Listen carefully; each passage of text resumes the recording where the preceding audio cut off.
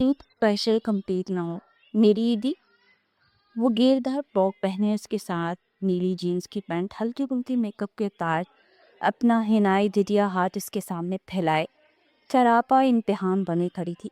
वो कोई बहुत खूबसूरत नहीं थी, रंग दूध की तरह था। नैन नक्श खड़े थे और अपनी बातें और चीखल तबीयत की वजह से वो और प्यारी लगती थी। रंग साफ ठनक की वजह से खानदान की खूबसूरत लड़की कहलाती थी। वो इसके खूबसूरत सरावे से नके चुराता मधन का मुस्कुराया था और उसके हाथ पर ताड़ी मारी थी। भाई ये क्या, आपने सब सब बच्चों को एक बीवी मुझे नहीं दे रहे? तुम बच्ची थोड़ी हो, बड़ी हो गई हो, पूरे 18 साल की होगी हो खाए की। हाँ तो क्या हुआ, हमारी पुप्पो कितनी बड़ी बड़ी हैं, उनकी शादी भी होगी, बच्चे भी हो गए, फिर भी पापा और बड़े पापा उनको ईद ही देते हैं हर ईद पर। वो तो याद दिला रही थी कि जैसे तो वो सब भूल बैठा हो। ओह हाँ, मुझे से याद ही नहीं था। ये लो अपनी ईदी। इसी जेब से कड़क सा 5,000 का नोट निकाल कर रखी है ना, हथेली पर रखती है। इतनी सारी ईदी। वो खुशी से चहक के उछली थी। अब खुश? वो उसको खुशी से झूमता देख बोला था, बहुत बहुत खुश। मगर आपने मुझे इतनी ईदी क्यों दी? बाकी सबको तो हजार हजार रुपए दिए। बस इस दफा की ईद मेरे लिए बहुत खास है, इसलिए अब तुम ज्यादा दिमाग ना चलाओ, मेरे साथ बाहर चलो, तुम्हारा पर्स पैसे से भरवा कर लाता हूँ। सच में? कहाँ लेकर जा रहे हैं मुझे? उसकी आंखों में तजस्सुस था। मेरे दोस्त ने ईद पर दावत की है, मैं वहीं लेकर जा रहा हूँ। फिर मैं नहीं जा रही, और तो सब लड़के होंगे, अच्छा नहीं लगेगा मैं आपके साथ जाऊंगी तो। समझदार हो गई हो, मगर मैं तुम्हें फिर भी लेकर जाऊंगा, क्योंकि मेरे दोस्त ने सबको फैमिली समेत बुलाया है, यहाँ से कोई जाने को राजी नहीं, इसलिए तुम्हें ले जा रहा हूँ। जाओ चाची से बोल कर आओ, मैं तुम्हें अपने साथ ले जा रहा हूँ। ओके, मैं अभी आती हूँ भाई। वो जाने के लिए पलटी ही थी कि उसने उसकी कलाई थाम ली। तुम्हें कितनी बार कहा है भाई नहीं बोला करो, समझ नहीं आती? इस बार उसका लहजा सख्त था, पहले वाली नरमी नापेद थी। आप बड़े हैं मुझसे, भाई ना बोलूँ तो और क्या कहकर मुखातिब करूँ? तुम कहा करो। ए जी सुनते हैं, मुझे आपसे बात करनी है। उसने उसका सहमा चेहरा देखकर बात को मजाक का रंग दे दिया। हाँ हाँ हाँ, ऐसे तो मम्मी पापा को बुलाती हैं। वो खिलखिलाकर मुस्कुराई थी। कितनी बातें करती हो, जाओ जल्दी से चाची को बता कर आओ, मैं बाहर वेट कर रहा हूँ। कुछ सेकंड बाद वो बाहर आ गई थी। इससे पहले वो गाड़ी में बैठते सामने से आते अपने मुफ्फो के बेटे फाजिल को देखकर रुक के, ईद मुबारक, ईद मुबारक। फाजिल और आबिस एक दूसरे से ईद मिले थे, जबकि मुलाइका न जाने क्यों आबिस का बाजू पकड़ से चिपकी खड़ी थी। तुम कहाँ छुप रही हो एंजल, मुझसे ईद ही नहीं लोगी? नहीं मुझे नहीं लेना। वो मजीद आबिस के पीछे छुप गई थी। अरे क्या हुआ तुम्हें, चलो निकलो मेरे पीछे से। हाबिस ने ज़बरदस्ती उसे अपने पीछे से निकाल कर फाजिल के सामने खड़ा कर दिया। ये लो तुम्हारी ईदी। फाजिल ने 1,000 का नोट उसके सामने किया। मुझे नहीं चाहिए, आप रखें। हाँ हाँ हाँ, ईदी लेने से कौन मना करता है? फाजिल ने ज़बरदस्ती उसका हाथ पकड़कर पैसे थमा दिए। वैसे बड़ी प्यारी लग रही हो आज। वो उंगलियों के पोरों से उसके फूले रुखसार छूता अंदर चला गया। मुझे नहीं चाहिए इनके पैसे। मलाइका ने गुस्से से 1,000 का नोट फेंक दिया। मलाइका, क्या हो गया तुम्हें? ज़्यादा बदतमीज़ होती जा रही हो तो। क्यों नहीं लेने तुम्हें फाजिल के पैसे? आबिस भड़का था। वो अच्छे नहीं लगते मुझे। क्यों अच्छे नहीं लगते? रोशनी डालो ज़रा अपने जुमले पर। आबिस की छठी हिस्स ने काम करना शुरू किया था। वो जब भी आते मुझे छूते हैं, मुझे अच्छा नहीं लगता, और मुझे किस करने की भी कोशिश करते हैं। अब मैं बच्ची नहीं रही, बड़ी हो गई हूँ। वो अपने रूम में बोलती जा रही थी। ये देखे बगैर कि आबिस का गुस्सा 7वें आसमान पर पहुंच चुका है। कहाँ कहाँ वो छूता है तुम्हें? आबिस ने बड़े ज़ब्त से पूछा था। वो मेरे गले में हाथ डाल कर मुझे अपने साथ चिपका कर बैठा लेते हैं, कभी मेरे गालों को उंगलियों से सहलाते हैं। मुझे अच्छा नहीं लगता। मैंने मम्मी को कितनी बार बताया, वो कहती है बड़ा भाई है, प्यार करता है तुमसे। मुझे उनको छूना छूना बिल्कुल पसंद नहीं। वो बुरे बुरे मुंह बनाती बोली। मुझे उम्मीद नहीं थी तुमसे फाजिल कि तुम अपने ही घर में नकब लगाओगे। वो तैश में घर की तरफ दौड़ा, लेकिन कदम कुछ बढ़ाने के बाद ही रुक के। नहीं नहीं, मैं ये क्या कर रहा हूँ? ईद का दिन है, मैं इस मसले को उछाल के सबकी ईद ख़राब नहीं कर सकता। इसको तो मैं अकेले में ही देखूंगा, ज़रा मिल जा मुझे। वो वापस पलटा और मलाइका का हाथ पकड़कर उसे गाड़ी में बैठाया, फिर खुद बैठा और गाड़ी जन से भगा ले गया। अकबर अब्बासी और अकमल अब्बासी दोनों भाई थे। उनकी दो बहनें राबी और फौजिया अपने अपने घर सुधार की थी। 4 बहन भाइयों में मिसाली मोहब्बत थी। अकबर साहब के 3 बच्चे थे। बड़ा बेटा आबिद, जो 24 साल का खुश शक्ल नौजवान था, गंदमी रंगत, लंबा कद, तीखे नकूश, को काफ़ी हैंडसम था। ग्रेजुएशन के बाद पढ़ाई को खैर बात कहकर उसने अपने वालिद का शॉपिंग मॉल ज्वाइन कर लिया था। اس سے چھوٹی حریم جو 21 سال کی تھی وہ بھی کچھ ماہ پہلے اپنے اصل گھر پہنچ گئی تھی۔ سب سے چھوٹا تھا آفاق جو بھی 15 سال کا تھا۔ اکمل صاحب کے 2 بچے تھے، بڑی بیٹی 18 سالہ ملائکہ جو گھر میں سب کی جان تھی اور سب سے زیادہ وہ عابس کے قریب تھی، اس کے بعد ظافر جو آفاق کا ہی ہم عمر تھا۔ رابعہ صاحب کی ایک اولاد تھی 26 سالہ فاضل، جس کی مشکوک حرکتوں کی وجہ سے وہ ہر وقت پریشان رہتی تھی۔ ان کے شوہر کا ایک سال پہلے ہی انتقال ہوا تھا۔ وہ دل کے مریض تھے، ان کے لیے فاضل ہی تھا ان کا سب کچھ، جسے وہ سمجھنی چاہتی تھی۔ فوزیہ بیگم کی بھی ایک ہی بیٹی تھی 20 سالہ انشرا، جو بہت ہی کم گو، فرما بردار اور نیک سیرت لڑکی تھی۔ اب گھر چلیں، کافی دیر ہوگی ہمیں سیر و تفریح کرتے، ابھی تو 7 ہی بجے ہیں، مجھے بھوک بھی لگی ہے، چلے کھانا کھلائے پہلے۔ وہ لاڈ سے معصوم سا چہرہ بنائے اسے اپنی بات ماننے پر مجبور کر دیتی تھی۔ اچھا بتاؤ کیا کھاؤ گی؟ چکن بروسٹ، ملائی بوٹی، گولا کباب، کلب سینڈوچ اور آخر میں مزیدار سا فلودہ۔ کھا لوگی یہ سب؟ وہ حیرت سے بولا۔ جی جی کھا لوں گی، آپ بھی تو ہو نا، ساتھ دینا میرا۔ اوکے میڈم، آرام سے کھاؤ، کہیں بھاگا نہیں جا رہا کھانا۔ وہ ٹیشو سے اس کا منہ صاف کرتا بولا، کیا کروں، اتنے دنوں بعد جو کھایا دل چاہ رہے سب ایک ساتھ کھا جاؤ۔ رمضان میں جیسے شیطان بند ہوتا ہے نا، ایسے ہی میرا کھانا پینا بھی بند ہو جاتا ہے، اتنی ساری افطاری کے بعد بھوک نہیں لگتی، پھر کھانا سحری پر کھانے کو ملتا ہے۔ صحیح، ویسے اتنا کھاؤ گی نا تو موٹی ہو جاؤ گی، مجھے موٹی لڑکیاں نہیں پسند۔ وہ کرسی کے پشت سے ٹیک لگائے عام سے لہجے میں بولا، اگر میں موٹی ہوگی تو میں آپ کو اچھی نہیں لگوں گی؟ نہیں، عابد نے یک لفظی جواب دیا۔ اچھا پھر میں نہیں کھاتی یہ سب۔ اس نے ہاتھ میں پکڑا گولا کباب دوبارہ پلیٹ میں رکھ دیا۔ ہاں ہاں ہاں، پاگل میں مذاق کر رہا تھا، کھا لو۔ عابد کے مذاق کو اس نے کافی سنجیدگی سے لے لیا تھا۔ کہاں رہ گئے ہیں یہ لوگ؟ صبح سے نکلے ہوئے دونوں، ابھی تک گھر نہیں لوٹے۔ اکبر صاحب یہاں وہاں چکر کاٹتے ان دونوں کے آنے کا انتظار کر رہے تھے۔ وہ دونوں تھے کہ اپنے گھر کا راستہ ہی بھولے بیٹھے تھے۔ آ جائیں گے، آپ خود کو کیوں تھکا رہے ہیں بھائی صاحب، بیٹھ جائیں۔ اکمل صاحب نے ان کو پکڑ کر صوفے پر بٹھا دیا۔ السلام علیکم۔ وہ دونوں ایک دوسرے کا ہاتھ تھامے گھر میں داخل ہوئے۔ وہاں سب کو جمع دیکھ کر ملائکہ بے انتہا خوش تھی، کیونکہ اس وقت گھر میں اس کی دونوں پھوپھو، اس کے خالہ ماموں اپنی فیملیز کے ساتھ موجود تھے۔ حریم بھی اپنے شوہر کے ساتھ آئی ہوئی تھی۔ ممی آپ نے بتایا ہی ہے، آپ نے سب کی دعوت کیا، پھر ہم جلدی گھر آ جاتے نا۔ ٹھیک وقت پر گھر آئے ہو، یہ لوگ بھی بس ابھی ابھی آئے ہی ہیں، تم 1 منٹ میرے ساتھ کمرے میں آؤ۔ جی ممی آئی۔ وہ خاموشی سے ہیرا بیگم کے پیچھے چل دی۔ یہ لو جاؤ یہ کپڑے پہن کر آؤ۔ ہیرا بیگم نے ریشمی کڑھائی سوٹ ملائکہ کی طرف بڑھاتے ہوئے کہا، کیا یہ میں پہنوں اماں؟ یہ کتنا ہیوی ہے، میں ایسے کپڑے نہیں پہنتی، آپ کو معلوم تو ہے۔ اس نے سوٹ ہاتھ میں پکڑنا بھی ضروری نہیں سمجھا، جبکہ ہیرا بیگم سوٹ ہاتھ میں لیے اسے گھور رہی تھی۔ تم ایسے نہیں مانو گی، رکو ذرا۔ عابد، عابد بیٹا یہاں آؤ ذرا۔ جی چچی کیا ہوا؟ عابد فوراً ہی حاضر ہوا۔ دیکھو یہ کپڑے نہیں پہن رہی یہ والے، میں تمہارے لیے اتنے پیار کے کپڑے لایا اور تم کپڑے نہیں پہن رہی۔ پہنو نا یار، میں تمہیں دیکھنا چاہتا ہوں، اس سوٹ میں تم کتنی پیاری لگتی ہو۔ آپ ایسے کپڑے کیوں لائے؟ آپ کو معلوم ہے نا میں اتنے ہیوی کپڑے نہیں پہنتی، وہ بے بسی سے بولی۔ عابد کے سامنے اس کی کہاں چلنے والی تھی؟ میری جان بس کچھ دیر کی بات ہے، پہن لو، پھر تبدیل کر لینا، پلیز پہن لو۔ عابد نے اتنے پیار سے کہا کہ وہ منع نہ کر سکی۔ اچھا ٹھیک ہے پہن لوں گی، بس تھوڑی دیر کے لیے۔ Good girl. اور ہاں اس کے ساتھ جو میچنگ کا سامان لایا ہوں سب پہننا، چاچی کو تنگ مت کرنا، جیسا وہ کہیں ویسا کرنا، اوکے؟ وہ بلا عابد کی بات کیسے ٹال سکتی تھی؟ اس نے خاموشی سے ہیرا بیگم کی ساری باتیں مانی، اور اب وہ آئینے کے سامنے کھڑی خود کو ہر اینگل سے ایکشن مار مار نہار رہی تھی۔ ممی میں تو دلہن لگ رہی، اتنا کیوں تیار کیا مجھے؟ معلوم ہو جائے گا، بھی خاموشی سے میرے ساتھ چلو اور زیادہ باتیں نہیں کرنا۔ ہیرا بیگم کی ہدایت پر اس کا منہ اتر گیا۔ بھائی کیوں نہ کرو باتیں، ہمارے گھر اتنے مہمان آئے ہیں، میری پھوپھو، خالہ، ماموں، میرے سب کزن، اور میں ان سے باتیں نہ کروں ان کو کتنا برا لگے گا۔ ہائے لڑکی میرا سر کھا گئی ہے، تم خاموش ہو جاؤ بالکل، ورنہ ٹیپ لگا دوں گی تمہارے منہ پر۔ ہیرا بیگم نے اسے ڈانٹا تو وہ خاموش ہو گئی۔ آپ نے بھی کپڑے تبدیل کر لیے؟ ملائکہ کہاں چپ رہنے والی تھی۔ کمرے سے باہر نکلتے ہی اس کا سامنا عابد سے ہوا، جو بلیک 3 پیس سوٹ پہنے اس کے آنے کا ہی انتظار کر رہا تھا۔ ہاں بتاؤ، لگ رہا ہوں نا ہیرو؟ ہیرو سے بھی زیادہ اچھے لگ رہے ہیں، وہ پیار سے اس کے دونوں رخسار کھینچتے بولی۔ ملائکہ تمہیں کتنی بار کہا ہے خاموشی سے بیٹھو۔ اس کی حرکت پر سبھی کھلکھلا کر ہنسے رہے۔ ہیرا بیگم کا دل کیا اپنا سر پیٹ لے، انہوں نے اسے پکڑ کر صوفے پہ بٹھا دیا۔ اس سے کچھ فاصلے پر عابد بھی بیٹھ گیا۔ اکمل रस्म शुरू करें? जी जी भाई, बिस्मिल्लाह करें। ये ले बेटा, ये अंगूठी मलाइका को पहना दे। ये सब क्या हो रहा है? कोई मुझे भी कुछ बताएगा?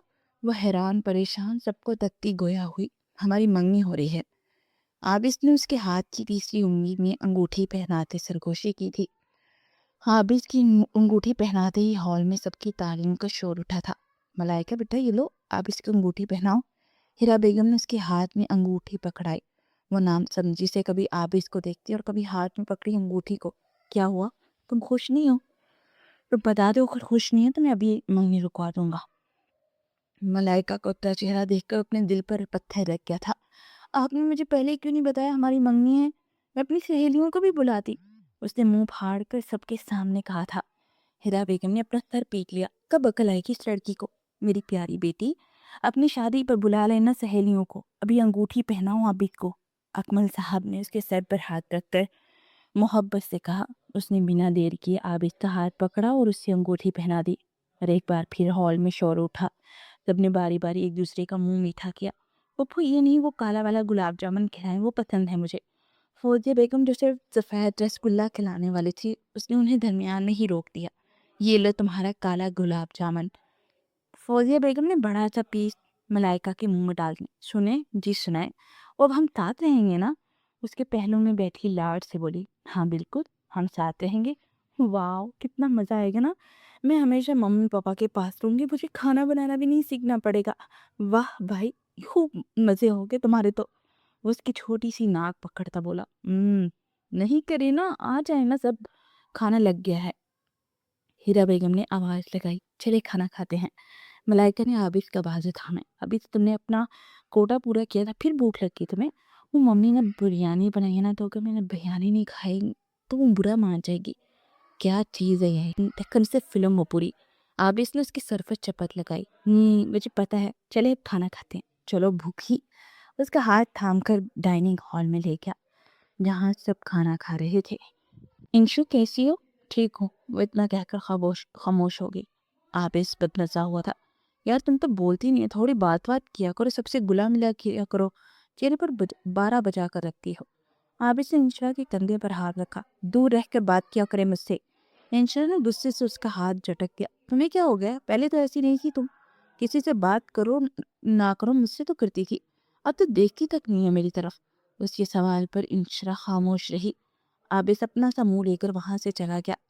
आबिस को ये कुछ पल ही गुजरे थे कि वहां फाजिल आ गया। क्या बातें हो रही थी आबिस से?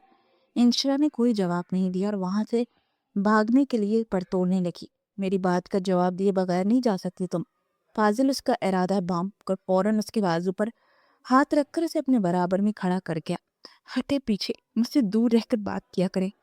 इंशरा ने फाजिल को पीछे धकेला। सब बड़े बाहर लॉन में बैठे थे, बाकी सब अपनी बातों में मसरूफ थे, उन्हें कोई नहीं देख रहा था। इसी बात का फायदा फाजिल उठा रहा था। अपने आशिक से बड़ी चिपकी खड़ी थी। मुझे धक्के दे रही हो? उसने दोबारा इंशरा को अपने हसार में लिया। उसके घटिया इल्जाम पर आंखों में आंसू भरे नजरें नीचे झुका गई। वैसे काफी हसीन होती जा रही है दिन ब दिन। सोच रहा हूँ एक और बार। नहीं प्लीज, का वास्ता मेरा पीछे छोड़ दे। क्या मिलता है आपको यूं अजियत देकर मुझे? तुम्हें सारी जिंदगी ऐसे ही अजियत दूंगा बेबी। वो उसके रुखसार पर लब रखता वहां से चला गया। इंशरा ने अपने रुखसार को बेदर्दी से रगड़ा था। फाजिल सरा यहाँ ना, मुझे तुमसे कुछ बात करनी है। हाँ कहो, क्या बात है? इधर आओ साइड में। आबिस उसकी गर्दन में हाथ डालकर अपने साथ ले गया। आबिस क्या कर रहा है यार? गर्दन तोड़ेगा क्या? दिल तो यही चाह रहा है तोड़ दूं, मगर बदकिस्मती से तुम मेरे कजन हो। आबिद ने उसकी गर्दन पर गिरफ्त और मजबूत कर दी थी। यार तुम्हारा मसला क्या है? क्यों कर रहे हो ये सब? वो कराहता हुआ बमुश्किल अपनी गर्दन छुड़ाता बोला। तुम्हें पहली और आखिरी बार कह रहा हूँ, आइंदा मेरी होने वाली बीवी के करीब आने की कोशिश की या उसे छूने की कोशिश की तो हाथ पांव तोड़कर सिग्नल पर बिठा दूंगा। फिर वहां अपने सारे वाहियात शौक पूरे करना। आप इस होश में तो हो? कितना घटिया इल्जाम लगा रहे हैं मुझ पर। पूरे 2 साल बड़ा हूँ तुमसे, कुछ तो लिहाज करो मेरा। वो दोनों खामोश गोशे में खड़े थे, इसलिए उन्हें कोई नहीं सुन पा रहा था। दूर से देखने पर यही लगता था कि वो दोनों आपस में बातें करते हैं, औरत हो या बच्ची। वो अपने ऊपर उठने वाली गंदी नज़र और हाथ दोनों पहचान जाती है। हमारे लिए बेहतर यही मेरी मुलाइका से दूर हो, समझे? आबिस उसे धमकी देकर वहां से चला गया। فاضل بھی بنا کچھ کہے گھر سے نکل گیا تھا۔ یہ لڑکی بنا کہا بھی تھا سونا نہیں رات کو، آؤں گا روم میں۔ چلو خیر ہے، کل بات کروں گا اس سے تو میں۔ ایک تو اس کے سونے کا سٹائل اچھے خاصے بندے کا ایمان خراب کرتے۔ وہ بیڈ پر الٹی لیٹی بے خبر سو رہی تھی۔ قمیض اتنی اوپر چڑھی تھی کہ اس کی کمر صاف واضح ہو رہی تھی۔ ایک پاؤں کا پائنچا گھٹنوں تک تھا تو ایک کا ٹکنوں سے ذرا اوپر۔ ہاتھ پورے بیڈ پر پھیلے ہوئے تھے۔ وہ نفی میں سر ہلاتا آگے بڑھا، اس کی قمیض ٹھیک کی، دونوں پانچے نیچے کی اور کمبل اڑا کر اس کی پیشانی پر بوسہ دے کر کمرے سے باہر نکل گیا۔ فاضل تمہارا دماغ ٹھیک ہے؟ کیوں تم رسوا کرنے پر تلے ہو مجھے؟ میں نے کیا غلط کہا؟ کہہ دیا پسند ہے مجھے ملائکہ، میں اس سے شادی کرنا چاہتا ہوں، آپ بات کریں ماموں سے۔ وہ انتہائی بدتمیزی سے گھویا ہوا۔ وہ نکاح میں ہے عابد کے، بچپن میں ان دونوں کا نکاح کروا دیا تھا بھائی نے۔ منگنی تو ملائکہ کی وجہ سے کی ہے کیونکہ جب اس کا نکاح ہوا وہ چھوٹی تھی، اسی لیے اسے کچھ یاد نہیں۔ اگر ہم اسے سیدھا نکاح کا بتاتے تو کیا معلوم وہ کیسا رد عمل دیتی۔ حساس بھی بہت ہے اس لیے منگنی کی ہے۔ رابعہ بیگم نے اسے مکمل تفصیل سے آگاہ کیا۔ فاضل کا پارا مزید چڑھ گیا۔ تو بچپن میں آپ میرے لیے نہیں مانگ سکتی تھی اس کو؟ وہ دھاڑا تھا۔ اپنی بکواس بند کرو، تمہیں کچھ ہوش بھی ہے؟ کہہ رہی ہو تم؟ اس معصوم کا سوچا ہے تم نے جو تمہارے نام پر بیٹھی ہے؟ اس معصوم کے ہونے نہ ہونے سے مجھے کوئی فرق نہیں پڑتا، آپ نے زبردستی باندھا ہے اس کو میرے گلے۔ وہ غصے کی زیادتی کی وجہ سے اس کی گردن کی نسیں تک واضح ہونے لگی تھی۔ ایک پل کو فوزیہ بیگم بھی اس کے غصے سے ڈر گئی تھی، پھر بھی ہمت کرتے دوبارہ گویا ہوئی۔ ہاں تمہیں کیا فرق پڑے گا؟ تم اس سے اپنی ہوس جو پوری کر چکے ہو۔ فوزیہ بیگم نے اسے آئینہ دکھایا۔ چاہے کچھ بھی ہو جائے، ملائکہ کو تو میں حاصل کر کے ہی رہوں گا، وہ اٹل انداز میں کہتا وہاں سے جانے لگا۔ رکو، اتنی رات میں کہاں جا رہے ہو تم؟ فوزیہ بیگم نے اس کا بازو پکڑ کر اسے روک لیا۔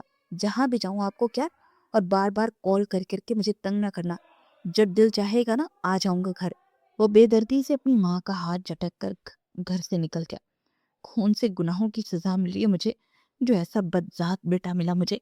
فصل کیوں چھوڑ کر چلے گئے آپ مجھے اتنی جلدی؟ مجھے بھی اپنے ساتھ لے جاتے۔ وہ اپنے شوہر کو یاد کرتے ہوئے ہاتھوں میں چہرہ چھپائے پھوٹ پھوٹ کر رونے لگی۔ نہیں نہیں، چھوڑے مجھے، دور رہیں مجھ سے، ہاتھ نہیں لگائے مجھے۔ امی امی کوئی مدد کرو میری پلیز، باہر جانے دے مجھے۔ نہیں، وہ یکدم ہوش میں آئی تھی، جسم پسینے سے شرابور تھا۔ امی آپ نے اچھا نہیں کیا میرے ساتھ، مجھے کیوں انصاف نہیں دلایا؟ آپ بھی گناہ گار ہیں میری، اللہ میں نے اپنا فیصلہ تجھ پر چھوڑا ہے، تو بہتر انصاف کرنے والا ہے۔ میرے مجرم کو ایسی سزا دینا کس کی روح کانپ جائے۔ نیند آنکھوں سے تو اڑ چکی تھی۔ وہ روتے روتے بستر سے اٹھی اور وضو کر کے تہجد کی نماز پڑھنے لگی۔ وہ جب بھی اپنے بیانہ ماضی کو یاد کرتی تو بے سکون ہو جاتی تھی، پھر اسے سجدے میں ہی سکون ملتا تھا۔ ماضی 3 سال قبل۔ فاضل بیٹا، ہماری ایک عزیز سہیلی کی ساس کا انتقال ہو گیا، ہم وہاں جا رہے ہیں، تم انشراء کے ساتھ رہنا، وہ گھر میں اکیلی ہے۔ بھائی صاحب فوزیہ بیگم کے شوہر آ جائیں تو تم گھر چلے جانا، ہمیں جلدی آئیے گا۔ 17 سالہ انشراء اپنی ماں کو رخصت کرتے ہوئے بولی۔ ہاں بیٹا جلدی آئیں گے، تم پریشان نہیں ہو، بھائی ہے نا تمہارے ساتھ، تھوڑی دیر میں تمہارے ابو بھی آ جائیں گے۔ وہ پیار سے اپنی بیٹی کو سمجھاتے ہوئے گھر سے نکل گئی۔ اے انشو، چائے تو پلا دو یار، بڑی طلب ہو رہی ہے۔ جی بھائی ابھی بنا کر لاتی ہوں، آپ بیٹھیں۔ فاضل وہیں صوفے پہ بیٹھا موبائل چلانے لگا۔ انشراء کچن میں چلی گئی۔ کچھ دیر کے بعد وہ گرم گرم بھاپ اڑاتی چائے لے آئی۔ اس کو دیکھ کر فاضل ایک دم سے گھبرا گیا، ہاتھ میں پکڑا موبائل جلدی سے بند کر کے جیب میں ڈالا۔ اس کے ماتھے پر پسینہ چمک رہا تھا، آنکھوں میں ایک عجیب سا تاثر تھا۔ فاضل بھائی آپ ٹھیک تو ہیں؟ آپ کو اتنے پسینے کیوں آ رہے ہیں؟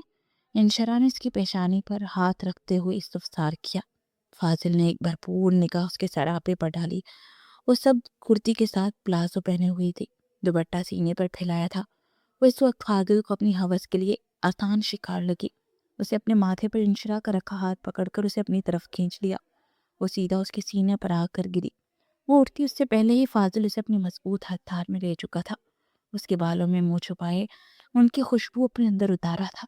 چھوڑے مجھے فاضل بھائی، یہ کیا کر رہے ہیں آپ؟ وہ اس سے دور ہونے کی کوشش کرتی بولی۔ چھوڑنے کا تو سوال ہی پیدا نہیں ہوتا۔ وہ انشراء کو باہوں میں بھرتا کمرے میں لے گیا جو انشراء کا ہی تھا۔ چھوڑو مجھے فاضل بھائی، پلیز نہیں کریں ایسا، یہ گناہ ہے، مجھے جانے دیں۔ وہ روتی گڑ گڑاتی اس سے دور ہونے کی کوشش کر رہی تھی۔ نہیں میری بلبل، آج تو ہاتھ آئی ہے، آج نہیں چھوڑوں گا۔ وہ اسے بیڈ پر پھینکتا اس پر جھک گیا۔ اس کے ہونٹوں کا لمس اپنے لبوں پر محسوس کر کے وہ تڑپ اٹھی تھی۔ وہ بھرپور کوشش کر رہی تھی اسے پیچھے ہٹانے کی، مگر وہ نازک سی جان کہاں اس طاقتور مرد کا مقابلہ کر سکتی تھی۔ میں آپ کے آگے ہاتھ جوڑتی ہوں، چھوڑ دیں مجھے، میں کسی کو منہ دکھانے کے قابل نہیں رہوں گی، چھوڑ دیں بس فاضل بھائی۔ وہ بے دردی سے اس کے کپڑے پھاڑ رہا تھا، اسے نوچ رہا تھا۔ اس کی التجاؤں کا بھی اس پر کوئی اثر نہیں ہو رہا تھا۔ وہ اپنی حدیں پار کرتا اس سے پہلے ہی دروازہ کھلا۔ دونوں کی نظریں دروازے پہ کھڑے نفوس پر پڑی۔ انشرا فاضل سے اپنا آپ چھٹواتی اپنی ماں کے سینے سے جھلکی۔ پھر یہ بچی، ان کا تو دل بند ہونے کو تھا اپنی بیٹی کو اس حالت میں دیکھ کر۔ اس کی کرتی تو تقریباً پھٹ ہی گئی تھی، اس کا اوپری جسم واضح ہو رہا تھا، اس کے جسم پر کاٹنے اور کھرونچوں کے نشان تھے۔ فوزیہ بیگم اپنی چادر جلد سے انشرا کے وجود پر پھیلا دی۔ حاضر نظریں جھکائے آگے کا لائحہ عمل سوچ رہا تھا۔ چہرے پر پڑنے والے تھپڑ سے ہوش میں آیا۔ بے غیرت، شرم نہیں آئی؟ بہن کی عزت پر ہاتھ ڈالتے؟ اس کا چہرہ تھپڑوں سے سرخ کر چکے تھے۔ وہ خاموشی سے مار کھا رہا تھا، رنگے ہاتھوں پکڑا گیا تھا، مار کھانے کے علاوہ کچھ کر بھی نہیں سکتا تھا۔ فوزیہ بیگم سے مار مار کر تھک گئی تو اپنا سر پیٹنے لگی۔ کس گناہ کی سزا ہو تم میرے، کاش پیدا ہوتے ہی مر جاتے، میں جنم ہی نہ دیتی۔ کیوں کیا فاضل ایسا؟ کیوں میری بہن کے سامنے ذلیل کر کے رکھ دیا تم نے مجھے؟ مجھے معاف کرتے، میں بہک گیا تھا۔ وہ بھرپور اداکاری کرتے مگر مچ کے آنسو بہا کر معافی مانگ رہا تھا۔ انشرا مجھے معاف کر دو، مجھ سے غلطی ہوگی، میں بہک گیا تھا۔ وہ ہاتھ جوڑے انشرا کے پاس کھڑا تھا جو اپنی ماں کے سینے سے چپکی رو رہی تھی۔ فاضل، چلے جاؤ یہاں سے، اب بات فضل بھائی اور فہیم صاحب کے درمیان ہوگی، وہی تمہاری سزا منتخب کریں گے۔ ان کا لہجہ ٹھنڈا تھا، ہر جذبات سے آری۔ انہیں خود پر غصہ آ رہا تھا کہ کیوں جوان بیٹی کو تنہا چھوڑ کر گئی ایک لڑکے کے ساتھ۔ اگر وہ موبائل لینے واپس نہ آتی تو ان کی بیٹی آج اپنا سب کچھ کھو چکی ہوتی۔ نہیں فوزی، یہ بات یہیں ختم کرو۔ اگر آدمیوں تک یہ بات گئی تو بات بہت بڑھ جائے گی۔ آدمی غصے کے تیز ہوتے ہیں، رشتہ داریاں ختم کرنے میں دیر نہیں لگائیں گے۔ پھر اپنی بچی کا سوچو، یہ کیسے کسی سے نظریں ملا پائے گی؟ تم جتنا چاہے اس کو مار پیٹ لو، گالیاں دے لو، بس اس بات کو یہی دفن کر دو، یہ پھر کبھی تمہارے گھر نہیں آئے گی۔ رابعہ بیگم نے سمجھداری سے معاملے کا حل نکالا۔ آپا، آپ پلیز چلے جائیں اپنے بیٹے کو لے کر یہاں سے، بھی میں کچھ سمجھ نہیں آ رہا، میرا دماغ کام نہیں کر رہا۔ فوزیہ بیگم بے لچک انداز میں بولی۔ رابعہ بیگم بنا کچھ کہے فاضل کو لے کر وہاں سے چلے گی۔ فاضل کو تو کوئی فرق نہیں پڑا، اس کی ماں نے اس کو بچا لیا تھا۔ رابعہ بیگم کی طرف سے بھی بالکل خاموشی تھی، مگر انشرا تو جیسے اپنے ہوش و حواس کھو بیٹھی تھی۔ راتوں کو سوتے ڈر جاتی، چیخنے لگتی۔ وہ ہر وقت خاموش رہتی، جب بولتی تو فوزیہ بیگم کا دل پھٹنے لگتا۔ امی، انہوں نے مجھے یہاں ہاتھ لگایا تھا، یہاں سے میرے کپڑے ایسے پھاڑے تھے، میں گندی ہو گئی ہوں۔ نہ محرم نے مجھے بڑھانا دیکھا ہے، مجھ پر اللہ کا عذاب پڑے گا نا۔ اس کے منہ سے ادا ہوتے یہ چند جملے سن کر ان کا دل چاہتا فاضل کی جان لے لیں، اس کے جسم کی بوٹیاں بنا کر چیل کووں کو کھلا دیں۔ اپنی بہن کی خاطر چپ تھی، وہ ڈرتی بھی تھی غیرت کے نام پر ان کے شوہر کو ایک بڑا قدم نہ اٹھا لے۔ وہ ویسے بھی غصے کے تیز تھے۔ فہیم صاحب کام کی وجہ سے گھر والوں کو زیادہ وقت نہیں دے پاتے تھے، اس لیے ابھی تک وہ ہر قصے سے انجان تھے۔ وہ انشرا کا پوچھتے بھی تو فوزیہ بیگم کہہ دیتی اسے بخار ہے، آرام کر رہی ہے۔ اس واقعہ کو ایک ہفتہ گزر گیا، دونوں بہنوں کے درمیان کوئی بات چیت نہیں ہوئی تھی۔ آج ہمت کر کے رابعہ بیگم اپنی بہن سے ملنے آئی تھی۔ فوزیہ، میں بہت شرمندہ ہوں، گھر جا کر بھی میں نے خوب سنائی فاضل کو، تمہارے بیٹے نے میری بیٹی کی زندگی برباد کر دی، کسی کے لائق نہیں رہی وہ۔ فوزیہ بیگم آنکھوں میں آنسو لیے بولی، لیکن اس دن ہم لوگ وقت پر پہنچ گئے تھے، کچھ غلط ہونے سے پہلے۔ چلیں آئیں آپا، میں ملواتی ہوں انشرا سے آپ کو۔ فوزیہ بیگم اپنی بہن کا ہاتھ پکڑے انہیں انشرا کے کمرے میں لے گی۔ دیکھی، اس کو لگ رہی ہے یہ کہیں سے میری انشرا۔ وہ بیڈ پر بیٹھی تھی، بال چڑیا کا گھونسلہ بنے ہوئے تھے جیسے کتنے دن سے بنائے نہ ہوں۔ سلوٹ زدہ کپڑے، وہ ہلکی آواز میں کچھ بڑبڑا رہی تھی۔ رابعہ بیگم کو بہت دکھ ہوا، ان کی آنکھوں سے بے اختیار آنسو نکل آئے۔ انشرا کی ان پر نظر پڑی تو وہ چلانے لگی، آپ کیوں آئی ہیں؟ جائیں یہاں سے، وہ آپ کے بیٹے بھی آ جائیں گے، پھر وہ میرے کپڑے پھاڑ دیں گے، مجھے گندا کر دیا ہے انہوں نے، مجھے ایسے ایسے ہاتھ لگا رہے تھے، ایسے کپڑے پھاڑے تھے میرے، اللہ کا عذاب پڑے گا مجھ پر، نامحرم نے مجھے برہنہ دیکھا ہے۔ بس کر جا میری بچی، بس کر جا، معاف کر دے اپنی خالہ کو جس کے شیطان کو جنا۔ وہ پھوٹ پھوٹ کر روتی اسے سینے سے لگا گئی تھی۔ فوزیہ، میرے بیٹے نے تمہاری بیٹی کا یہ حال کیا، وہی ٹھیک کرے گا اس کو، اگر یہ ٹھیک نہ بھی ہوئی تب بھی یہ اسی کی رہے گی۔ تم نکاح کروا دو اس کا فاضل سے۔ آپا یہ کیسی باتیں کر رہی ہیں؟ فاضل جیسے وحشی کے ساتھ کبھی نہیں بیاہوں گی اپنی بیٹی کو۔ فوزیہ بیگم بھڑک اٹھی تھی۔ فوزیہ تحمل دے، میری بات سنو۔ انشرا نے یہ بات سر پہ سوال کر لی کہ ایک مرد نے اس کو برہنہ نہ دیکھا ہے، اگر اسی مرد کو اس کا محرم بنا دے تو ہو سکتا ہے اس کو کچھ سکون ہے، وہ ٹھیک ہو جائے، لیکن اگر وہ ٹھیک بھی نہیں ہوئی تو وہ بھی فاضل کی رہے گی، اور فاضل کی طرف سے بے فکر ہو جاؤ، اسے میں پھر کبھی انشرا کو تکلیف پہنچانے نہیں دوں گی۔ میری بہن میری بات مان لو، اس سے پہلے انشرا کی حالت دیکھ کر کسی کو شک ہو، اس کا نکاح کر دینا چاہیے۔ رابعہ بیگم کے کافی دیر سمجھانے کے بعد فوزیہ بیگم راضی ہو گئی۔ فاضل کو رابعہ بیگم نے دھمکی دے کے راضی کیا تھا کہ اگر وہ نہیں مانا تو تب کچھ اس کے والد کو بتا دے گی۔ انشرا کو جب فوزیہ بیگم نے بتایا تو بہت روئی بھی، لڑی بھی بہت فوزیہ بیگم سے کہ وہ اس کو انصاف دلانے کے بجائے اس درندے کے حوالے کر رہی ہیں۔ فوزیہ بیگم کی ہزار التجاؤں کے بعد وہ مان گئی تھی۔ نکاح سے فرق کتنا ہوا تھا، انشرا نے پرانا زخم بول کر نیا غم سینے سے لگا لیا تھا۔ اس کی ساری زندگی اس شخص کے نام ہو گئی جس نے اس کی عزت پر ہاتھ ڈالا تھا، اور بالکل خاموش ہو گئی تھی۔ رابعہ بیگم فوزیہ بیگم سے بھی بات کرنا چھوڑ دی تھی اس نے۔ اپنے ماموں کے گھر جاتی تو ایک طرف خاموشی سے بیٹھ جاتی، ویسے بھی کم گو تھی، اب اور بھی خاموش لگی۔ کوئی اس سے بات کر لیتا تو کر لیتی یا مصنوعی سا مسکرا دیتی۔ فاضل کو جب موقع ملتا اس کے قریب آتا، اسے نکاح ختم کرنے کو کہتا۔ وہ خود تو مجبور تھا، ماں کی دم کی وجہ سے، اس لیے اسے ڈراتا دھمکاتا رہا۔ جب فضل صاحب کا انتقال ہوا فاضل بہت دکھی تھا۔ وہ جیسا بھی تھا اپنے باپ سے بہت محبت کرتا تھا، وہ اکثر ان کی تصویر لے کر آنسو بہاتا۔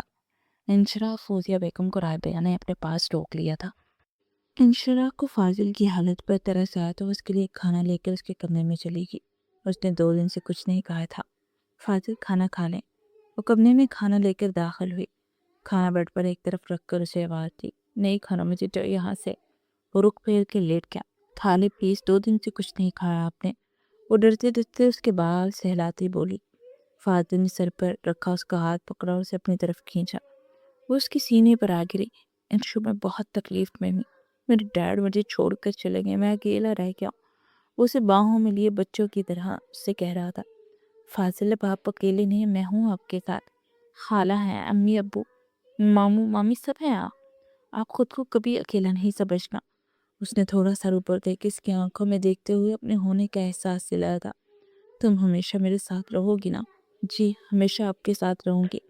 اب آپ اٹھیں، کھانا کھا لے، ٹھنڈا ہو رہا ہے۔ اس کے اوپر سے اٹھتے ہوئے بولی، تم کھلاؤ اپنے ہاتھوں سے۔ وہ لیٹے لیٹے ہی بولا، اچھا اٹھ کر بیٹھے۔ وہ اٹھ کر بیٹھا تو انشرا نے اپنے ہاتھوں سے اسے کھانا کیا ہے۔ وہاں کچھ دن رہی۔ فاضل کا برتاؤ اس کے ساتھ یکسر بدل چکا تھا۔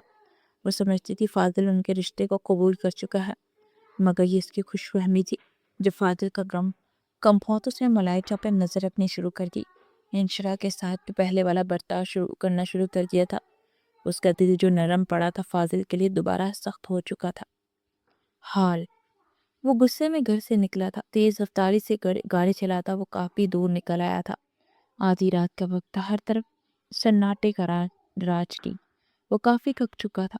حرام کی گیس سے اس نے گاڑی روکی اور سیٹ پیچھے کر کے سیدھا ہو گیا۔ سگریٹ چلگا کر لبوں میں دبائی اور کار کا شیشہ نیچے کر دیا تاکہ دھواں باہر نکلتا رہے۔ وہ آنکھیں موندے سگریٹ کے کش لے رہا تھا کہ اسے اپنی گردن پر چبھن سی محسوس ہوئی۔ اس نے پٹ سے آنکھیں کھولی تو اس کی گاڑی کے 4 ہٹے کٹے آدمی گھیرے کھڑے تھے اور ایک میں اس کی گردن پر تیز دار چاقو رکھا ہوا تھا۔ کون ہو تم لوگ؟ کیا چاہیے؟ وہ خوف زدہ سا سیدھا ہو کر بیٹھا۔ چل گاڑی کا دروازہ کھول۔ وہ آدمی سے عجیب نظروں سے گھورتا ہوا بولا، دیکھو تمہیں جو چاہیے لے لو، میں خاموشی سے دے دوں گا، پلیز مجھے جانے دو۔ وہ 4 ہٹے کٹے مرد تھے، وہ ان کا مقابلہ نہیں کر سکتا تھا۔ ان کی بات ماننے کے علاوہ فاضل کے پاس کوئی راستہ نہیں تھا۔ وہی لیں گے کچھ سے، چل جلدی گاڑی انلوک کر۔ اس نے چاقو کی نوک سے اس کی گردن پر دباؤ ڈالا۔ اچھا کھول رہا ہوں۔ اس نے جلدی سے گاڑی انلوک کی اور گاڑی کا لاک کھولتے ہی وہ چاروں گاڑی میں آ بیٹھے اور اسے گاڑی چلانے کا کہا۔ کچھ دور جا کر انہوں نے گاڑی رکوا دی۔ چل اتر گاڑی سے۔ وہ خاموشی سے نیچے اتر گیا۔ وہ گنڈے سے اپنے ساتھ ایک گھر لے کے، اس جگہ آبادی نہ ہونے کے برابر تھی، گھر کافی دور دور بنے تھے، وہاں جا کے چوب باغوں کا بسیرا رہتا تھا۔ وہ گھر کافی چھوٹا تھا، ایک چھوٹا سا صحن جہاں 4 پائی رکھی تھی اور سامنے درمیانے سائز کا ایک کمرہ، دائیں طرف کچن تھا، بائیں طرف باتھ روم تھا۔ وہ چل جو تیرے پاس ہے سب نکال یہاں رکھ۔ فاضل نے بنا دیری کیے اپنی جیب سے پیسے، موبائل، سگریٹ سب نکال کر چارپائی پر رکھ دیا۔ یہی سب ہے میرے پاس، اب مجھے جانے دو پلیز۔ فاضل ہاتھ جوڑے بولا، چپ کر، زیادہ چپڑ چپڑ کی نا زبان کاٹ کر پھینک دوں گا۔ کھڑا رہ خاموشی سے۔ ان میں سے ایک آدمی نے زور کا منہ پر تماچا مارا۔ دوسرا آدمی کمرے میں گیا اور ایک لمبی سی چادر اٹھا رہا ہے۔ چل یہ پکڑ، وہ سامنے کمرہ ہے، وہاں جا اور اپنے سارے کپڑے اتار کر یہ چادر ساڑی کی طرح باندھ کر آ۔ کپڑے سارے اتاریو، سمجھا؟ اس آدمی کی بات سن کر فاضل کی روح کانپ گئی تھی۔ وہ سمجھ گیا تھا ان کی عجیب نظروں کا مطلب، اور یہ بھی کہ وہ اسے کس کام کے لیے لائے ہیں۔ نہیں نہیں پلیز، میں ایسا لڑتا نہیں ہوں، مجھے جانے تو پلیز، میری گاڑی بھی رکھ لو، میں کسی کو کچھ نہیں بتاؤں گا تمہارے بارے میں۔ وہ خوش شکل تھا، رنگ بھی صاف تھا، نقش بھی اچھے تھے۔ وہ چاروں اس پر لٹو ہو گئے تھے۔ وہ ان کے سامنے گڑ گڑانے لگا، مگر کوئی فائدہ نہیں ہوا، بلکہ اس کے دوسرے گال پر بھی تھپڑ پڑ گیا۔ تھپڑ اتنا شدید تھا کہ وہ زمین پر جا گرا۔ میں ایسا لڑکا نہیں ہوں، میں اچھے گھر کا شریف لڑکا ہوں، میں ایسے کام نہیں کرتا۔ ہاں ہاں، ہم تو ایسے ہی ہیں نا، اور ہم ایسے ہی کام کرتے ہیں۔ چل اٹھ، جلدی، جو کہا ہے وہ کر۔ وہ آدمی اس کے بال پکڑ کر اسے اٹھاتا ہوا بولا، میں نہیں مانوں گا تمہاری بات، جو کرنا ہے کر لو۔ وہ دھاڑا تھا، اس شخص کے منہ پر زور سے مکہ مار کر دروازے کی طرف بھاگا تھا۔ دروازے تک پہنچنے سے پہلے ہی وہ دوبارہ گنڈوں کی گرفت میں آ چکا تھا۔ بہت چڑپی چڑھی ہے تجھے، رک کبھی بتاتا ہوں تجھے۔ دو آدمی اس کے ہاتھ پکڑے تھے اور ایک اس کے سامنے کھڑا تھا، چوتھا چارپائی پر بیٹھا تماشا دیکھ رہا تھا۔ مجھے جانے دو پلیز، مجھے جانے دو۔ وہ باقاعدہ رونے لگا تھا۔ اس کے رونے پر ان چاروں کے جناتی کہکے ذہن میں گونجے تھے۔ جیسا ہم کہہ رہے ہیں ویسا کر، ہم چھوڑ دیں گے تجھے۔ نہیں نہیں، میں نہیں کر سکتا ایسا۔ کیوں کر رہے ہو میرے ساتھ ایسا تم لوگ؟ اوئے، کیا دیکھ رہے ہو تم لوگ؟ یہ ایسے ہی ڈرامہ کرتا رہے گا، چاہ تم لوگ خود تیار کر دو اس کو۔ چارپائی پہ بیٹھا ہے آدمی اسے للچائی نظروں سے دیکھتا بولا، چل تجھے تیار کرتے ہیں۔ وہ اسے گھسیٹ کر کمرے کی طرف لے جانے لگے۔ اچھا میں خود تیار ہو جاؤں گا، چھوڑو مجھے۔ وہ ہار مانتا بولا، چل جا، 5 منٹ میں تیار ہو۔ وہ اس کے ہاتھ میں چادر تھما کر کمرے کی طرف دھکیلتا بولا۔ وہ جلدی سے کمرے میں گھسا اور دروازے کی کنڈی لگا لی، پھر وہی دروازے سے لگ کر بیٹھ گیا۔ کاش میں موم سے بدتمیزی کر کے نہ نکلا ہوتا۔ کاش مجھے احساس ہو گیا ہے میں بہت برا ہوں، میں نے سب کے ساتھ برا کیا ہے۔ سب سے بڑا مجرم تو میں انشرا کا ہوں، اس کی بد دعا لگی ہے جو میں یہاں اس حال میں ہوں۔ کیا کروں اب میں؟ وہ گھٹنوں میں منہ دیے پھوٹ پھوٹ کر رونے لگا۔ اوئے 5 منٹ ہو گیا، اگر تو نے 2 منٹ میں دروازہ نہ کھولا تو ہم دروازہ توڑ کر اندر آ جائیں گے، جلدی کر۔ اسے بھاگنے کے لیے کوئی کھڑکی تلاش کی، لیکن اس کمرے میں دیواروں کے سوا کچھ نہ تھا۔ مجبوراً ان کی بات پر عمل کرنا پڑا۔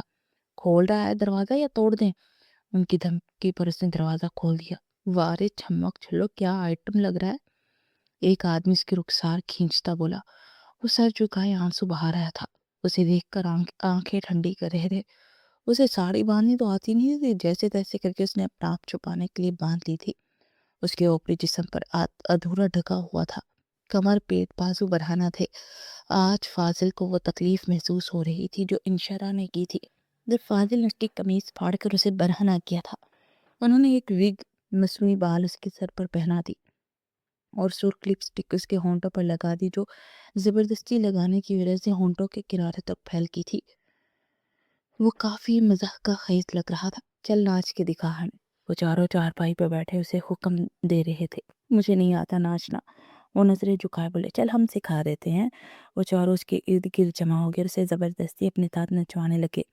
وہ کبھی اس کی کمر کو چھوتے تو کبھی اس کے سینے کو۔ فاضل کو ان کے چھونے سے کراہت محسوس ہو رہی تھی، گھن آ رہی تھی اپنے وجود سے۔ 2-3 بار وہ اس کی حساس جگہوں کو بھی چھو چکے تھے۔ وقفے وقفے سے اس کے چہرے اور کندھوں پر بوسے دے رہے تھے۔ پلیز بس کرو، مجھے جانے دو، مجھے جانے دو، مجھے گھر جانا ہے، مجھے میری موم کے پاس جانا ہے۔ وہ وہیں بیٹھ کر دھاڑے مار کر رونے لگا۔ ہاں ہاں ہاں، بے دیکھ سالے کو کیسے بچوں کی طرح رو رہا ہے۔ ایک آدمی اسے اٹھا کر کندھے پر ڈالتا کمرے میں لے گیا۔ کمرے میں جا کر اسے بیڈ پر پھینکتا۔ وہ آدمی اس پر جھکتا کہ پیچھے سے ایک آدمی آیا، اسے پکڑ کے پیچھے کیا۔ ابے ہٹ، اس کو یہاں لانے کا پلان میرا تھا، میں پہلے چانس ماروں گا، اس کو پہلے میں نے دیکھا تھا، پہلے میری باری آئے گی۔ تیسرا آدمی بولا، نہیں پہلے میری باری آئے گی۔ ایسے بحث کرتے کرتے وہ لوگ فاضل کو بھول کر آپس میں ہی لڑنے لگے۔ اس نے موقع سے فائدہ اٹھا اور بجلی کی تیزی سے اٹھا اور کمرے سے نکل کر باہر سے دروازے کی کنڈی لگا دی اور چارپائی پر رکھا اپنا سامان اٹھایا اور گھر کے دروازے سے باہر نکل کر اس کی بھی باہر سے کنڈی لگا دی۔ کیونکہ وہ کمرے کا دروازہ توڑ چکے تھے جو لکڑی کا بنا تھا۔ اس نے فل سپیڈ میں گاڑی پکائی اور اپنے گھر کے دروازے پر جا کر روکی۔ بنا دیری کیے وہ گھر میں داخل ہوا اور سیدھا اپنے کمرے میں چلا گیا۔ الماری سے کپڑے نکال کر واش روم میں گھس گیا۔ شاور کے نیچے کھڑا پھوٹ پھوٹ کر رونے لگا۔ بے دردی سے اپنے جسم کو رگڑ رہا تھا جیسے اس کی جسم پر گند لگا ہو۔ انشرا، آج مجھے تمہاری تکلیف کا احساس ہو رہا ہے۔ اس وقت تم پر کیا بیتی ہوگی مجھے آج معلوم ہوا۔ ملائکہ کو میرا چھونا کتنا برا لگتا ہوگا اس کا اندازہ مجھے آج ہوا ہے۔ میں سب غلط کام چھوڑ دوں گا، معافی مانگ لوں گا سب سے جس کا میں نے دل دکھایا ہے، تکلیف دی ہے۔ کچھ دیر کے بعد وہ کپڑے پہن کر رابعہ بیگم کے کمرے میں گیا۔ وہ سو رہی تھی۔ ان کے دونوں پاؤں پکڑ کر اس پر پیشانی ٹکائے وہ سسکنے لگا۔ رابعہ بیگم کو اپنے پاؤں پر نمی کا احساس ہوا تو ان کی آنکھ کھل گئی۔ فاضل، میرا بچہ کیا ہوا ہے؟ ایسے کیوں رو رہے ہو؟ وہ تڑپ اٹھی تھی۔ موم، مجھے معاف کر دیں، میں بہت برا بیٹا ہوں، بہت بدتمیزی کرتا ہوں نا آپ سے، بہت دل دکھاتا ہوں آپ کا۔ وہ ہاتھ جوڑ کر روتا ہوا معافی مانگ رہا تھا۔ نہیں نہیں میرا بچہ، کوئی بات نہیں، میں نے تمہیں معاف کیا، تم رونا بند کرو۔ رابعہ بیگم اس کے آنسو صاف کرتے اسے سینے سے لگائے بولی، موم کیا انشاءاللہ مجھے معاف کر دے گی؟ اس کی آنکھوں میں ایک امید تھی جو رابعہ بیگم نے ٹوٹنے نہیں دیا۔ اگر تم سچے دل سے توبہ کر لو اور دل سے اسے معافی مانگو تو وہ تمہیں ضرور معاف کر دے گی۔ میں مانگوں گا اس سے معافی، نہیں معاف کرے گی تو اس کے پاؤں میں گر جاؤں گا، وہ اٹل لہجے میں بولا۔ آج ہو کے گیا ہے تمہیں؟ رابعہ بیگم حیرانگی سے بولی۔ وہ بہت بدلا بدلا لگا ان کو۔ وہ اس نے جب سے ہوش سنبھالا پہلی اور آخری بار اپنے والد کی وفات پر رویا تھا۔ اس کے بعد سے آج وہ اسے روتا ہوا دیکھ رہی تھی۔ موم بس یہ سمجھے میری آنکھیں کھل گئی ہیں، میرے دماغ پر جمع دھن دھل گیا ہے۔ بیٹا میں بہت خوش ہوں تمہارے لیے، میرے دل کو قرار آ گیا، مجھے ہر وقت تمہاری فکر لاحق رہتی تھی۔ ہم میں پرسکون ہوں میرے بچے۔ رابعہ بیگم نے محبت سے اس کی پیشانی پر بوسہ دیا تھا۔ اچھا موم، فجر کی اذان ہو رہی ہے، میں نماز پڑھ کر آتا ہوں، آپ بھی پڑھ لیں۔ اس کی سماعت میں جیسے ہی اذان کی آواز پڑی وہ اٹھ کھڑا ہوا۔ رابعہ بیگم حیران رہ گئی۔ وہ کبھی بھی اپنی نیند کو قربان کر کے فجر کی نماز پڑھنے نہیں جاتا تھا۔ رمضان میں بھی بڑے مشکل سے رابعہ بیگم زبردستی اسے بھیجتی تھی۔ اللہ تیرا لاکھ لاکھ شکر ہے تو نے میرے بچے کو سیدھی راہ دکھائی۔ اپنے آنسو پوچھتی وضو کرنے چلی گئی تھی۔ دوسری عید سب کو مبارک ہو۔ وہ چہکتی ہوئی کمرے سے باہر نکلی، سب ناشتہ کر رہے تھے۔ وہ آپس کے برابر والی کرسی پر بیٹھ کے جہاں وہ ہمیشہ بیٹھتی تھی۔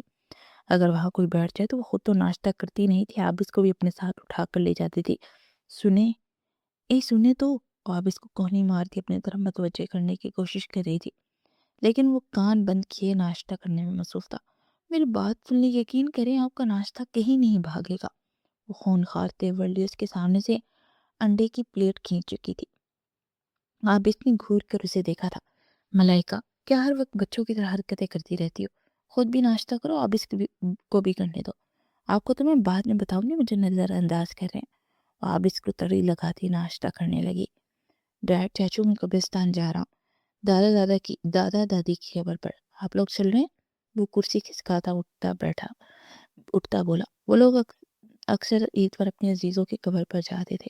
بیٹا ہم لوگ تو کل ہوئے تھے، تم ہو فضل کی قبر پر بھی فاتحہ پڑھنا۔ جی ڈیڈ، ہوں گا، ان کو جواب دیتا راہداری کی طرف چل دیا۔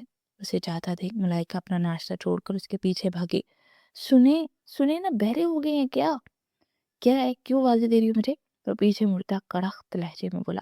آپ کی ہمت کیسے مجھے نظر انداز کرنے کی؟ اس کا کولر پکڑے جنونی انداز میں بولی۔ مرضی میری، جو کروں میں، اب ہٹو پیچھے۔ وہ لاپرواہی سے کہتا اپنا کولر چھڑوا چکا تھا۔ آپ کی مرضی میں نے کبھی نہیں چلنے دی، جو اب چلنے دوں گی؟ بتائے کیوں ناراض ہے مجھ سے؟ مجھے نہیں بات کرنی تم سے۔ وہ جانے کو مرا ہی تھا کہ ملائکہ نے اس کی کلائی تھامی اور اتنی مضبوطی سے پکڑی کہ ملائکہ کے ناخن عابس کی کلائی میں گھڑ گئے تھے۔ ملائکہ کی آنکھوں میں اپنے لیے جنون دیکھ کر عابس مسکرایا تھا۔ ناراض نہیں، مذاق کر رہا تھا۔ جائیں، اب میں آپ سے ناراض ہوں۔ اس کی کلائی چھوڑ کر منہ پھلائے اندر بھاگ کے۔ اس بلا کو تو آ کر منا لوں گا، پہلے قبرستان ہوا۔ دادا دادی انتظار کر رہے ہوں گے میرا۔ اس کی پشت دیکھتا مسکراتا ہوا دروازہ عبور کر گیا۔ فاضل، تم ٹھیک ہو؟ عابس دادا دادی کی قبر فاتح پڑھنے کے بعد اپنی خالو کی قبر پر آیا ہے تو وہاں فاضل کو اپنے والد کی قبر سے لپٹ کر روتا دیکھ وہ حد درجہ پریشان ہوا تھا۔ فاضل، میرے بھائی کیا ہوا ہے؟ اسے دونوں شانوں سے پکڑ کر سیدھے کرتا بولا۔ عابس مجھے معاف کر دو، میں نے تمہاری بیوی پر گندی نظر رکھی تھی، اس کے قریب آنے کی کوشش کی۔ وہ عابس کے گلے سے لگا معافی مانگ رہا تھا۔ عابس کو تو یہ کایا پلٹ سمجھ نہیں آ رہی تھی۔ فاضل ٹھیک ہے، میں نے تمہیں معاف کیا، تم رو نہیں، سنبھالو خود کو، چلو میں تمہیں گھر چھوڑ دیتا ہوں۔ نہیں، مجھے ایک کام سے جانا ہے، تم جاؤ، میں چلا جاؤں گا، مجھے تمہاری طبیعت ٹھیک نہیں لگ رہی، تمہیں گھر جانا چاہیے۔ عابس سچ میں فکر مند ہوا تھا اس کے لیے، جیسا بھی ہو اس کا کزن تھا۔ نہیں عابس، میں جس کام کے لیے جا رہا ہوں اگر وہ ہو گیا تو میں ٹھیک ہو جاؤں گا، تم دعا کرنا میرا کام ہو جائے۔ عابس اسے جاتا دیکھتا رہ گیا۔ وہ آج اسے پہلے والے فاضل سے بالکل مختلف لگ رہا تھا۔ اس کی آنکھیں بھی رو رو کر سوج چکی تھی، ہمیشہ والی شوخی غائب تھی۔ وہ کافی سنجیدہ نظر آ رہا تھا۔ السلام علیکم خالہ، کیسی ہیں آپ؟ وعلیکم السلام، سناؤ کیسے آنا ہوا؟ فوزیہ بیگم فاضل سے بات نہیں کرتی تھی، اگر وہ خود کرتا تو کافی بے رخی کا مظاہرہ کرتی تھی۔ خالو کہاں ہے؟ وہ اپنے دوست سے ملنے گئے، تم آنے کا مقصد بیان کرو۔ وہ اس دفعہ کافی سختی سے بولی تھی۔ مجھے انشرا سے ملنا ہے، وہ کافی آہستگی سے بولا۔ تم نہیں مل سکتے اس سے، چلے جاؤ یہاں سے اب۔ خالہ معاف کر دے مجھے، میں مجرم ہوں انشرا کا، مجھ سے معافی مانگنے ہیں، پلیز مجھے ملنے دے اس سے ایک بار۔ فاضل، یہ ڈرامے بازیاں نہیں کرو، چلے جاؤ یہاں سے، جب رخصتی ہو جائے تو ایک بار ہی مل لینا اس سے۔ فوزیہ بیگم کو اس کی باتیں ابھی بھی جھوٹی ہی لگ رہی تھی۔ خالہ ہاتھ جوڑتا ہوں آپ سے، ایک دفعہ ملنے دے اس سے، اگر میں کچھ بھی غلط کروں آپ انکل کو سب کچھ بتا دینا، میں کچھ نہیں کہوں گا۔ ٹھیک ہے، صرف 10 منٹ ہے تمہارے پاس، اس سے زیادہ نہیں۔ وہ اپنے کمرے میں ہے، جاؤ جا کر مل لو اس سے۔ ٹھیک ہے خالہ۔ وہ سیدھا انشرا کے کمرے کی طرف آیا، دروازے پر دستک دی، اجازت ملنے پر کمرے میں داخل ہو گیا۔ امی مجھے نہیں جانا کہیں، نہ مجھے تیار ہونا، میرا دل اندر سے مر چکا ہے، پلیز اکیلا چھوڑ دے مجھے، میں تنہائی اچھی ہوں۔ وہ بنا دیکھے اپنے ہی روم میں بولتی جا رہی تھی۔ فاضل کا دل درد سے بھر رہا تھا۔ انشو، وہ جھٹکے سے پیچھے مڑی تھی، اپنے کمرے میں فاضل کو دیکھ کر خوف زدہ ہو گئی تھی۔ آپ یہاں کیا کر رہے ہیں؟ جائے یہاں سے۔ انشو ڈرو نہیں، میں بس تم سے بات کرنا چاہتا ہوں، پلیز ایک دفعہ میری بات سن لو۔ اس نے التجا کی تھی۔ بولے جلدی کیا کہنا چاہتے ہیں؟ وہ دیوار سے چپکی اس سے کافی فاصلے پر کھڑی ہو گئی تھی۔ انشو مجھے معاف کر دو، میں نے بہت دکھ دیا نا تمہیں، تمہاری زندگی کے 3 سال میری وجہ سے اذیت میں گزرے ہیں، مگر اب میں بدل چکا ہوں، میں اپنی پوری زندگی تمہارے نام کر دینا چاہتا ہوں، پلیز انشو مجھے معاف کر دو۔ اس دفعہ کون سا غم ملا ہے آپ کو جو میں یاد آ گئی؟ جب خالو فوت ہوئے تھے تب بھی آپ نے میرے ساتھ یہ ڈرامہ کیا تھا نا، اچھے بننے کا، اب پھر آگے مجھے بیوقوف بنانے۔ وہ پتھریلی لہجے میں بولی۔ اس دفعہ مجھے غم نہیں، سزا ملی ہے میرے گناہوں کی، مجھے تمہاری تکلیف اذیت کا احساس ہو گیا جو میری ذات سے تمہیں ملی۔ میں وعدہ کرتا ہوں آئندہ تمہیں کوئی دکھ نہیں دوں گا، بس ایک بار مجھ پر بھروسہ کر کے مجھے معاف کر دو۔